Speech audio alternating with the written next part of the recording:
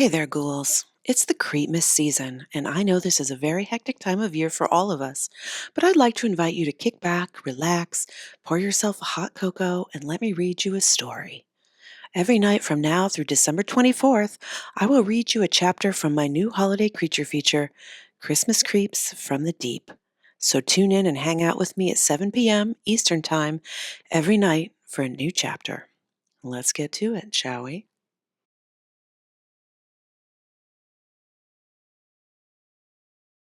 Chapter 15. The Importance of Being Granny. I can't wait to hear the next part of the plan. You know, the part that gets us out of here, Holly said. About that. I thought we'd be able to run around them. I didn't think there'd be so many. May as well tell it to her straight. There was a white wall of fishmen in front of them, and more fish under the ice behind them. The creatures were literally everywhere. There was nowhere to run. Are you shitting me? Holly was not pleased. She raised Sparky. Come on, we gotta go. Now! No! Earl pushed Sparky's muzzle down. We'll never get through. Then what are we supposed to do? Let him rip us apart? Earl grabbed the tiny speaker off her candy cane buttons and pressed it until Mariah shut up. What are you doing? That's the only thing keeping them away, Holly snipped. Earl could see her stress. Her hair was out of sorts and her eyeliner smudged. She'd reached the limit of her bravery. We can't shoot through that many. Sparky isn't an AK-47. It takes too long to reload, he said. We have no choice but to stay really quiet and really still until they go back in the water. Then we can run. It's our best chance. He sounded calmer and more confident than he ever had in his life. He was terrified on the inside, but he didn't let on. Holly needed him to be strong. She needed him to have a plan, and he wanted to be the man Holly needed right now. You sure? She said. He nodded. Then he wrapped his arms around her and held on tight. They sat on that frozen boat dock, cleaving to each other, staying as still and quiet as possible, as the things slunk to the water and closed ranks around them. Pretty soon, Holly and Earl were surrounded by fish knees and butts on all sides. The fishmen didn't look down to see what they were bumping into as they lumbered toward the water. Their blind, watery eyes were fixed on the fireworks. At least that part of the plan had worked. Unfortunately, the fireworks didn't pop, fizzle, and spark for much longer. They died down, and the night fell dark and silent. The fishmen didn't move. They clicked, all of them. Click, click, wait. Click, click, wait. All the fishmen made the same sound in the same pattern, over and over, until the loud crack of ice splitting apart interrupted them. The crack was the sound of the lake swallowing the smoldering remains of the fireworks boxes in the hot pallet jack hole. It left a patch of open water twice its size in the ice. A handful of the fishmen lumbered up to this new stretch of open water and looked down in, but that was it. They didn't go in. They didn't go home. They looked up at the moon and parped instead. This was a new sound, like a miserable walrus. All the fishmen were silent for a moment, as if they were waiting. Then they all looked up at the moon and parped, the same sound at the same time. It was distinct, like a word, even though Earl knew that was impossible. Why won't they leave? Earl could hear her panicked heart beating double time through her gingerbread costume. I don't know, he whispered. Suddenly the sky flashed bright as day, and then a wave of intense burning heat rolled over them. The ice covering Holiday Lake cracked, and a wall of sharp, tiny bits of rocks, asphalt, dirt, bark cut through the air like a hurricane-force wind of rubble. The fish reeled and hissed, struggling to stay upright. Their heavily armored knees bumped into the faux gingerbread men huddled underfoot. Holly stifled a scream, and Earl moved, shielding her from the flying debris, holding her steady as tremors, and stumbling fish nearly shook them off the dock. He held on to her until the ground stopped shaking and the wind died down. The plant. Earl couldn't believe it. Jethro and Kyle with the Sea had actually done it. They'd blown up the fracking plant. When it was safe to look, Earl saw flames licking the trees on the far shore. Yep, the plant was out of commission. Which meant that whatever it had done to drive the fishmen onto land was finished. They had no reason to stay now, but the creatures did stay. They looked up at the moon and parped again and again. Earl's guts sunk. These fish weren't leaving, which meant Earl's plan had failed, and if he didn't do something quick, he and Holly would be stuck out here all night, or worse, dead. New plan, follow me.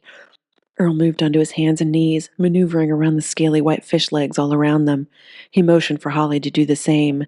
She mouthed, "Are you crazy?" He mouthed back, "Trust me." Earl crawled on his hands and knees slowly through any gap between the fishmen he could find, which was not many. Holly stayed right behind him, so close her gingerbread head kept bumping into his foam backside the whole way. The fishmen were distracted, so busy parping at the sky that they didn't care or notice that two fat foam gingerbread men scuttled past their knees. Earl and Holly crawled through the wall of fishmen and kept going until they broke free. Earl stayed on his hands and knees and crawled across the sidewalk up into the square. He looked back once just to make sure Holly was still behind him. She was. The two of them took cover behind Granny's wheelchair minivan. They collapsed against the tire, panting to catch their breath. "That's the last time I'm ever trusting you." Holly punched Earl in the shoulder. Hard. "From now on, you're going to tell me the whole plan before I do anything." "I'm sorry, I'm doing the best I can." He rubbed his arm. That girl could hit. "I know. I got to give you some credit. Plan or not, you got us this far." She leaned over and peeked around the van. "Dang it! Why won't those stupid fish go home already?" "I wish I knew," Earl said. Suddenly, the music in the town square clicked off. There was a few seconds of static, then Mariah Carey poured from all the speakers. "Thanks, Gloria." "Better late than never, I guess," Holly huffed. What now, Earl Frost?" "We have to go back to Al's and regroup until we can come up with another plan," Earl said. "Another plan?" Holly huffed. "We literally blew up a fracking plant. We set off a whole New Year's Eve worth of fireworks. What other plan could there possibly be? We can't go bigger or better. We can't top this. If this didn't work, we're done. It's over." "It's not over." Earl didn't know if he believed that or if he needed to believe it. "We just missed something, that's all. We just need time to figure it out." "Fine," Holly huffed. Defeated? Determined? Resigned? Earl couldn't tell. She didn't seem to have much patience or enthusiasm left, and Earl understood. He really did. Hope was thin on the ground. But Earl hadn't given up yet. He couldn't. He grabbed Holly's gingerbread hand and pulled her up, and he led her through the square, moving quickly and quietly to Al's. The store was dark and quiet. Too quiet. Too empty. Earl's heart kicked up. Where are the grannies? They're supposed to be standing guard. He scanned the square. No grannies. And worse, no granny. Earl rounded Bobby's upturned truck, then froze. Granny's overturned wheelchair lay in a wide trail of red blood. Human blood. It looked like someone had been dragged, bleeding, down the sidewalk. Granny's crocheted bag lay next to it, ammo spilled out everywhere. "No! No!" Earl's eyes darted back and forth, looking for a body. "Oh, Earl," Holly said. Earl followed the blood. "We can't!" Holly pulled him toward Al's. "We have to get inside." He shrugged her off and followed the blood, calling out, "Granny! Granny!" He was done whispering. He'd lost too much to these fish. He couldn't lose Granny, too. That was the limit. It would mean they'd taken everything from him. Holly stayed with him. "There's nothing we can do for her now. If we stay out here, that's going to be our blood next." Earl didn't stop. He followed the trail, calling for Granny. His ears perked up on high alert, listening for a response, listening for her voice, however faint, listening for anything. He heard a raspy sound, barely a whisper. "Do you hear that?" "All I hear is Mariah Carey, and I gotta be honest, that song is driving me crazy. If I ever meet her, we're gonna have words." Earl put a finger up to shush Holly. He didn't feel great about that, but he heard something. Something low, something faint, just below Mariah, ceaselessly squealing about Christmas. Earl followed the sound.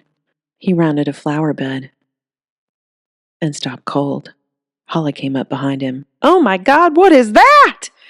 It was a fish. A really big one. Like really, really big. 3 times the size of all the others at least. It was injured. It had a spear lodged deep in its side, but still it crawled, slow, dragging its gigantic body across the square toward the water, toward home. It stopped between heaves to click, but the sound was faint. This beast was hurt and fading fast. "Jesus, Earl, look!" Holly pointed to the thing's backside. The blood trail? That blood was Bucky's. The giant fish beast was hung up on his decapitated body. His torso was stuck to its underside, and had been dragging his corpse along, squeezing the juice out of it as it moved. The giant thing looked at Earl with a huge blind white eye, then lifted its massive head and clicked. It was out of rhythm with the other fish. Oh my God. It hit Earl all at once. You hear that? Hear what? This one isn't calling out. It's answering, he said. We got it all wrong. They aren't a school of fish. They're a pod. All right, ghouls, thanks so much. Come on back tomorrow and join me for chapter 16.